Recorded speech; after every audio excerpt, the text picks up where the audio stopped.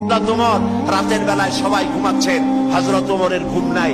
তিনি ঘুম থেকে জেগে রাত্রির বেলায় ঘুরে ঘুরে বেড়াচ্ছেন কে কি অবস্থায় আছে। ঘুরতে ঘুরতে দেখেন একটা তাঁবুর মধ্যে আলো জ্বলতেছে আর কান্নার আওয়াজ। আস্তে করে কাছে গেছেন, যে দেখেন একটা মেয়ে লোক কি জন্য রান্না করতেছে আর বাচ্চাগুলি পাশে বসে কাঁদতে। তিনি ভিতরে ঢুকে বললেন, আচ্ছা মহিলা, তুমি এত রাত করে রান্না করতেছো কেন? এই বাচ্চাগুলি ক্ষুধায় কাঁদতেছে, যদি তুমি সন্ধ্যা রাত্রে রাঁধতে তাহলে তার অসুবিধা হতো না। মেয়ে লোকটি বলছে, পথিক, আমি তো তোমার চিনি না, তুমি তো আমার এইভাবে শাসন করতে পারো না। এই যে বাচ্চা ছেলেমেয়েগুলি আর আমরা মদিনার লোক না, পার্শ্ববর্তী দেশ থেকে আসছি মদিনা গভর্নমেন্টের কাছ থেকে সাহায্য নেওয়ার জন্য। ভিড়ের কারণে খলিফার কাছে যাইতে পারি নাই। আমার ছেলেগুলি 2-3 দিন না খাওয়া, আর এই যে হাড়ি, ওর মধ্যে কোনো গোস্ত না, পানি আর পাথর দিয়ে নাড়াচাড়া করতেছি যাতে বাচ্চারা বোঝে যে গোস্ত রান্না করতেছি। বলেছি যে একটু অপেক্ষা করো, রান্না হইলে খাইতে পারবা। কিন্তু বাচ্চাগুলি এত ক্ষুধার্ত, কোন রকমেই তারা আমার কথা শুনতে চাচ্ছে না, কাঁদতেছে। হযরত ওমর বলেন, এটা শুনে আমার মনে হলো যেন আমার পায়ের তলা থেকে মাটি খসে যাচ্ছে।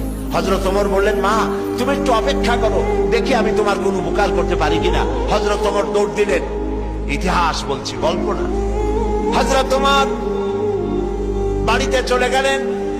বৃদ্ধ হযরত আসলামকে ডাকলেন, বললেন, আসলাম বস্তা নিয়ে আসো, বাইতুল মালের দরজা খোলো, বস্তার ভিতরে আটা ঢুকাও, পেঁয়াজ ঢুকাও, তরি তরকারি ঢুকাও। ঢুকাবার পরে বললেন, বস্তা বন্দি করে দাও। বস্তা বান্ধা হলো। হযরত ওমর বলেন, আসলাম রে, এবার এই বস্তাটা আমার মাথার উপরে উঠায়া দাও। হযরত আসলাম বলছেন, আমিরুল মুমিনিন, এই বস্তা বহন করার জন্য আমি খাদেম উপস্থিত আছি। হযরত ওমর বললেন, না, আজকের বোঝা আমার মাথায় উঠাও, কারণ কিয়ামতে তোমাকে আসামি বানানো হবে না। যে দৃশ্য আমি দেখে এসেছি কিয়ামতের দিন, এর জন্য আল্লাহ আমাকে আসামি বানাবেন। আমার বোঝা আমার মাথায় উঠাও। আটার বস্তা মাথায় নিয়ে হযরত ওমর দৌড়তে লাগলেন।